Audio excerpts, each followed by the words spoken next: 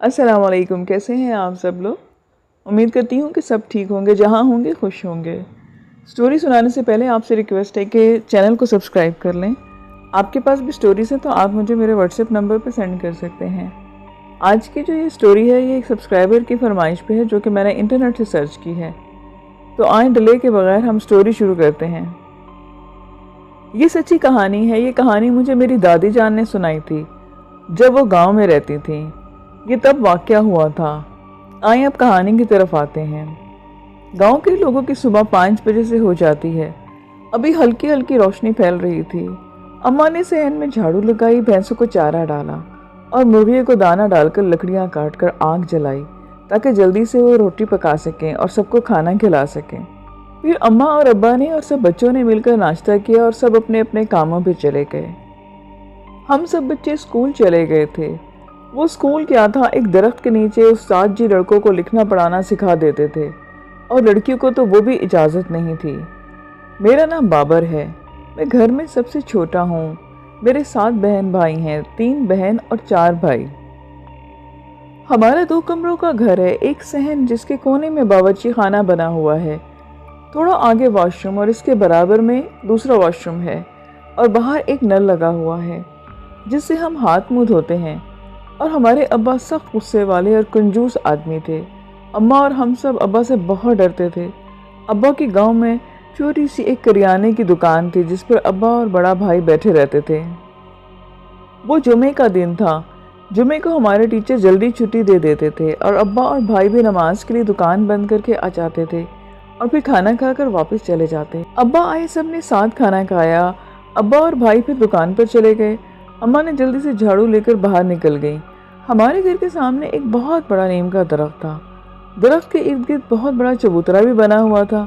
اماں نے چبوترے کو جھاڑو لگا کر صاف کیا اور پھر وہیں پر بیٹھ گئیں۔ تھوڑی دیر بعد محلے کی ساری عورتیں اپنے بچوں کو لے کر درخت کے نیچے آ گئیں۔ سب عورتیں باتوں میں ملگی ہوئی تھیں اور بچے اپنے کھیل رہے تھے۔ بابر کے پاس بڑی ڈوری تھی۔ بابر نے وہ ڈوری پتھر پر باندھی اور نیم کے درخت کی شاخ پر ڈوری کو پھینک دیا اور ایک دم سے بابر زمین پر گر گیا۔ پھر تو سب نے شور مچایا کہ بابر گر گیا۔ عورتیں جو اپنی باتوں میں مصروف تھیں، کسی نے بھی بچوں کی طرف دھیان نہیں دیا۔ پھر ایک بچے نے آ کر اماں کو بتایا کہ خالہ بابر گر گیا ہے، تو اماں سینے پہ ہاتھ مار کر جلدی سے آئی۔ بابر باہر بے ہوش پڑا تھا۔ اماں نے اس کو گود میں اٹھایا اور اندر گھر میں لے گئی۔ چارپائی پر بابر کو لٹایا اور سب محلے کی عورتیں بھی اندر آ گئیں۔ بابر نے تھوڑی سی آنکھیں کھولی تو اماں جلدی سے دودھ لے کر آئیں۔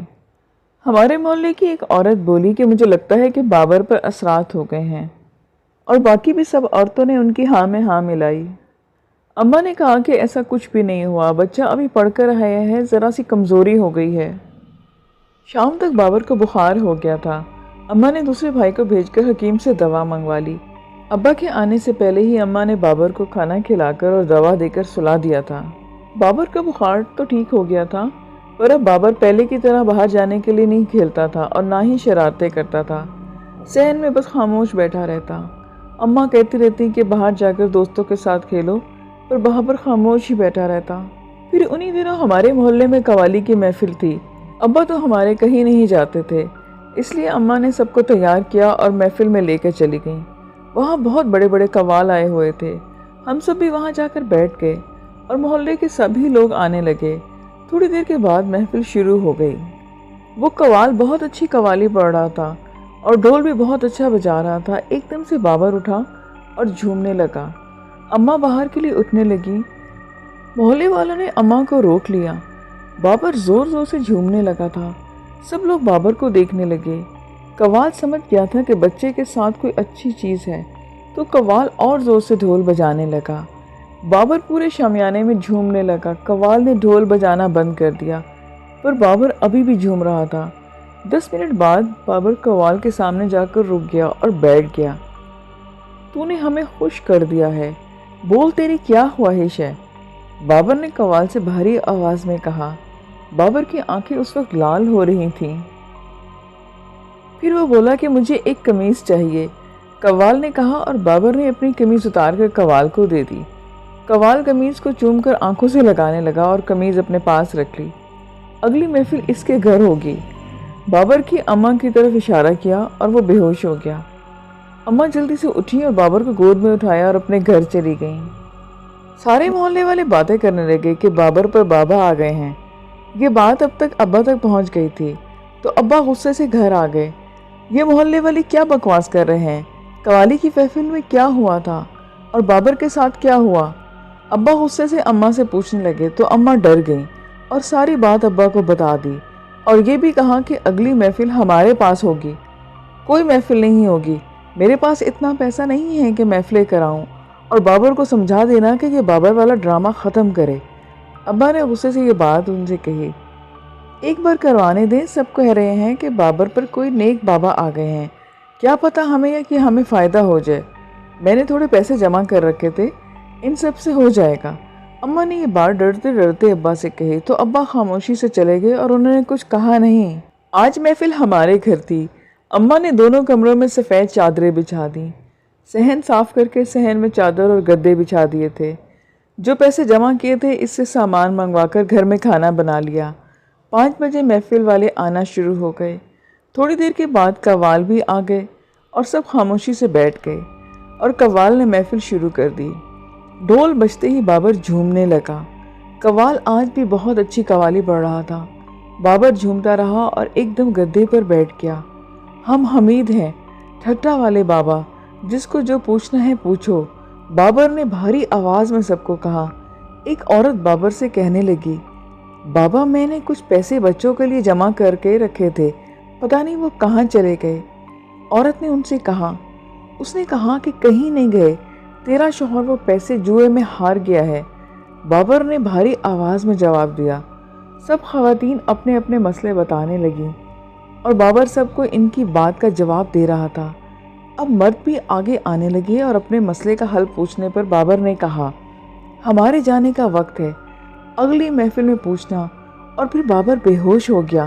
फिर अब तो ये होने लगा कि रोज़ मोहल्ले की कोई ना कोई औरत आती और कहती कि हमें ये मसले के बारे में पूछना है, तुम जल्दी से महफिल रख लो। रोज़ अलग अलग लोग आते और महफिल जल्द रखने का कहकर चले जाते। दूर दूर गांव में ये बात फैल गई थी और बाबर बाबा के नाम से मशहूर हो गया था। अम्मा बहुत परेशान थी कि जो पैसे जमा किए थे इससे महफिल हो गई थी। अब अम्मा के पास पैसे भी नहीं थे कि महफिल करने के लिए मोहल्ले वाले बस आते और जल्द महफिल का कहकर चले जाते। कोई ये नहीं समझता था कि पैसे कहाँ से आएंगे। हम गरीब थे। अम्मा ने रात को अब्बा से बात करने का फ़ैसला किया। बाबा ने एक बार फिर महफिल का कहा है। अब तो मोहल्ले वाले भी रोज़ कहते हैं कि एक महफिल रख लो, अब थोड़े पैसे दे दें। अम्मा ने ये बात अब्बा से डरते डरते कही थी। कोई पैसे नहीं है मेरे पास, मैंने पहले ही मना किया था, तब मेरी बात नहीं सुनी तुम लोगों ने। तुमने इस बाबा को कहो कि इसे महफिल रखना है तो पैसे भी वही दे, हमारे पास फालतू के पैसे नहीं हैं। और फिर वो सो गए। अम्मा खामोश हो गई और वो ये सोचकर सो गई कि मैं सबको मना कर दूंगी कि अब्बा ने पैसे देने से मना कर दिया है, हमारे पास कोई पैसे नहीं है तो महफिल नहीं होगी। दूसरे दिन सुबह अम्मा नाश्ता बनाने बावर्ची खाने में आई। काम करते हुए अम्मा ने चीनी का डब्बा खोला, इसमें पैसे रखे थे, 50 का नोट, और इस ज़माने में 50 लाखों के बराबर था। अम्मा समझ गई कि ये पैसे बाबा ने रखे हैं, तो अम्मा ने महफिल के लिए अब्बा को बता दिया कि मुझे पैसे मिल गए हैं। बाबा पैसे देखकर हैरान हुआ और खुश भी हुआ। उन्होंने अम्मा से कहा कि थोड़े पैसे घर पर खर्च कर लेना और बाकी महफिल पर लगा देना। तो वो सारे घरों को और मोहल्ले वालों को और दूर दूर के गांव को भी दावत देने चले गए। हफ्ते को महफिल थी, सब लोग आहिस्ता आहिस्ता आने लगे। आज बड़ी महफिल हमने की थी। देग में खाना बनाया था, कव्वाल आए और महफिल शुरू हुई। बाबर पर हाज़िरी आने लगी। थोड़ी देर झूमने के बाद बाबर बैठ गया। आज मर्दों की बारी थी तो सारे मर्द एक एक करके अपने मसले बताने लगे। किसी को कारोबार का मसला था तो किसी को कोई काम नहीं मिल रहा था और कोई औलाद के लिए परेशान था। बाबर सबकी बात सुनकर इनको हल बताता गया। आज काफ़ी देर तक हाज़िरी लगी थी। मगरिब से पहले बाबर ने अगली महफिल का कहा और बेहोश हो गया और सब लोग खाना खाकर चले गए। हमारे मोहल्ले में कोई नए लोग आए थे, वो बस मियाँ बीवी थे। मोहल्ले की औरतें और अम्मा ने इनसे मिलने गए। इस औरत का नाम शमा था। वो बहुत अच्छी और मिलनसार औरत थी। इसका शौहर भी बहुत अच्छा था। सब ने इससे पूछा कि तुम्हारे बच्चे नहीं हैं, तो शमा रोने लगी और सब परेशान हो गए। اور شمع کو پانی دیا گیا اور چپ کروایا اور رونے کی وجہ پوچھی تو وہ بولی کہ میرا ایک 3 سالہ بیٹا تھا، جب وہ چھوٹا تھا تو باہر گیا اور کھیلنے اور پھر واپس نہیں آیا۔ اس کو میں نے بہت ڈھونڈا لیکن کہیں نہیں ملا۔ اور روتے روتے اس نے کہا کہ اب 9 سال ہو گئے ہیں، پر مجھے امید ہے کہ مجھے میرا بیٹا ایک دن ضرور مل جائے گا۔ اس بار بھی محفل کے لیے اماں کو 50 روپے مل گئے تھے۔ ابا تو بہت خوش تھا کہ گھر میں اتنے پیسے آ رہے ہیں۔ پھر محفل سجی، بابر پر حاضری آنے لگی، شمع بھی آئی تھی اور سب عورتوں نے پہلے شمع کو موقع دیا کہ کہے کہ وہ اپنا مسئلہ بیان کرے۔ بابا آپ دعا کریں میرا بیٹا مل جائے، 9 سال سے میں اپنے بیٹے کے لیے تڑپ رہی ہوں۔ اس نے یہ بات روتے ہوئے بابا سے کہی۔ عید کی صبح تیرا بیٹا تیرے گھر آ جائے گا، بابا نے کہا۔ شمع تو سنتے ہی خوش ہو گئی، لیکن شمع نے پریشان ہو کر پوچھا کہ بابا میرا بیٹا جب 3 سال کا تھا، جب وہ کھویا تھا تو ہم اسے پہچانیں گے کیسے؟ وہ تیرے گھر خود آئے گا اور پہچان بھی لے گا، بابا نے ان سے جواب دیا۔ پر بابا ہم تو پہلے کبھی اور کہیں رہتے تھے، ہم نے گھر بھی بدل لیا، کہیں وہ پہلے والے گھر نہ چلا جائے۔ شمع اب تو پریشان سی لگ رہی تھی۔ تو اللہ پر بھروسہ رکھ، تیرے لیے اللہ نے ہمیں وسیلہ بنایا ہے، عید کی صبح وہ آ جائے گا اور وہ خود بخود ہی آئے گا، بابا نے کہا۔ تو شمع خاموش ہو گئی، پر اب امید اور بڑھ گئی تھی۔ سب ہی شمع کے لیے خوش تھے، سب اپنے مسئلے پوچھنے لگے۔ پھر حاضری کا وقت ختم ہو گیا اور بابر بے ہوش ہو گیا۔ عید آنے 1 مہینہ تھا، ہر ہفتے محفل ہوتی تھی۔ ابا کو کوئی مسئلہ نہیں تھا کیونکہ اب پیسے مل جاتے تھے۔ اب ابا وہ پیسہ اماں سے لے لیتے تھے اور تھوڑے پیسوں سے محفل کا خرچہ کرتے اور باقی پیسوں سے دکان پر سامان ڈلوا لیتے۔ ابا کو پیسوں کا لالچ ہو رہا تھا۔ سب گاؤں والے اماں اور ابا کی عزت کرنے لگے تھے۔ جس کا کام ہو جاتا وہ مٹھائی لا کر اماں کو دیتا اور بابر کے لیے پھولوں کے ہار لاتے۔ پیسوں سے ابا نے گھر میں چونا بھی کروا لیا تھا، گھر میں نیا سامان بھی لے آتا۔ اماں منع کرتی پر ابا کسی کی نہیں سنتا تھا۔ شمع کو عید کا انتظار تھا، وہ پہلے سے زیادہ نمازیں پڑھنے لگی تھی، ہر وقت شکر ادا کرتی رہتی کہ اس کے میاں بھی خوش تھے۔ چاند رات کو شمع نے بہت سارا سامان منگوایا جو اس کے بیٹے کو پسند تھا۔ وہ رات کو ہی کھانا اور میٹھا بنا لیا تھا۔ رات سے ہی دونوں میاں بیوی جاگ رہے تھے۔ شمع تو جائے نماز پر بیٹھی رہی۔ صبح 7 بجے دروازہ بجا۔ شمع نے خوشی سے اپنے میاں کو دیکھا اور دروازہ کھولنے بھاگی۔ دروازہ کھولا تو ایک 12 سال کا بچہ کھڑا تھا۔ شمع نے دیکھا بچے کے گال پر چوٹ کا نشان تھا۔ اس کے بیٹے کا یہ نشان پیدائشی نشان تھا۔ شمع نے پہچان لیا کہ یہ اس کا بیٹا علی تھا۔ شمع نے بچے کو جلدی سے گلے لگایا اور رونے لگی۔ بچے کے ساتھ کوئی اور بھی تھا، وہ ایک مرد اور ایک عورت تھی۔ کیا آپ شمع ہیں؟ ذیشان آپ کا بیٹا ہے؟ اس عورت نے ان سے پوچھا۔ ہاں یہ میرا بیٹا علی ہے۔ آپ کو یہ کہاں سے ملا اور ہمارے گھر کا پتہ آپ کو کیسے چلا؟ شمع اور اس کے شوہر نے ان دونوں میاں بیوی سے یہ بات پوچھی۔ اس کو ہم یتیم خانے سے لائے تھے، ہماری کوئی اولاد نہیں تھی تو ہم نے یتیم خانے سے اس بچے کو گود لے لیا تھا۔ اس کا اپنا نام نہیں اور ہمیں بھی نہیں پتا تو ہم نے اس کا نام ذیشان رکھ دیا تھا۔ اس عورت نے ساری ڈیٹیل ان لوگوں کو یہ بتائی۔ یہ میرا بیٹا ہے، جب چھوٹا تھا تو کہیں کھو گیا تھا، بہت ڈھونڈا پر نہیں ملا، یہ میرا علی ہے۔ شمع بار بار علی کو گلے لگاتی اور روتی جاتی۔ پر آپ کو ہمارے گھر کا پتہ کیسے چلا؟ شمع کے شوہر نے دوبارہ ان سے یہ بات پوچھی۔ کچھ دن پہلے ہمارے گھر کوئی بزرگ آئے تھے اور کہا کہ اس بچے کی ماں اتنے سال سے بچے کے لیے رو رہی ہے اور آپ کے گھر کا ان کو پتہ بھی نہیں ہے۔ عید کی صبح اس بچے کو اس کے ماں باپ کے پاس لے جانا۔ ہمارا دل نہیں کیا کسی کی اولاد کے لیے کسی کو تڑپانے کا اور ہم لے آئے آپ لوگوں کے پاس۔ آدمی نے یہ سب بات بتائی۔ اللہ کا شکر ہے وہ بابا مجھے پتہ ہے کہ کون ہوں گے، شمع نے کہا اور جلدی سے مٹھائی کا ڈبہ اٹھایا اور سب کے ساتھ بابر کے گھر چلی گئی۔ بابر کے گھر کا دروازہ بجا تو اماں نے دروازہ کھولا۔ سامنے شمع کسی بچے کے ساتھ کھڑی تھی۔ اماں سمجھ گئیں کہ اس کو اس کا بیٹا مل گیا۔ بہت مبارک ہو بہن، تمہیں تمہارا بیٹا مل گیا۔ اماں نے شمع کو گلے لگاتے ہوئے یہ کہا۔ آواز سے سب محلے والے جمع ہو گئے۔ شمع کے چہرے سے ہی پتہ چل رہا تھا کہ وہ کتنی خوش ہے۔ اماں کو مٹھائی کا ڈبہ دیا اور خوشی خوشی اپنے گھر چلی گئی۔ گلی کے بچے بابر کے دوست اور اس کے ساتھ کھیل رہے تھے۔ تبھی ایک دوست نے سب سے کہا کہ بابر بابا کا ڈرامہ کرتا ہے اور سب کو اپنی طرف اٹریکٹ کرنے کے لیے یہ کام کرتا ہے۔ سب دوست ہاں میں ہاں سر ملانے لگے۔ ہم کچھ ایسا کرتے ہیں کہ بابر کا راز فاش ہو جائے اور سب کو پتہ چل جائے کہ بابر ڈرامہ کر رہا ہے۔ دوسرے دوست نے یہ بات کہی۔ میں بتاؤں، پہلے والے دوست نے کہا۔ تو سب نے کہا کہ ہاں تم بتاؤ۔ جب بابر پر حاضری آئے گی تو ہم اسے چھوٹے چھوٹے پتھر ماریں گے، وہ بابا ڈرامہ بھول جائے گا۔ دوست نے کہا اور سب راضی ہو گئے اور چھوٹے چھوٹے پتھر جمع کرنے کے لیے محفل میں جمع ہو گئے۔ پھر محفل سجی اور سب آ گئے، سارے بچے تیار کھڑے تھے۔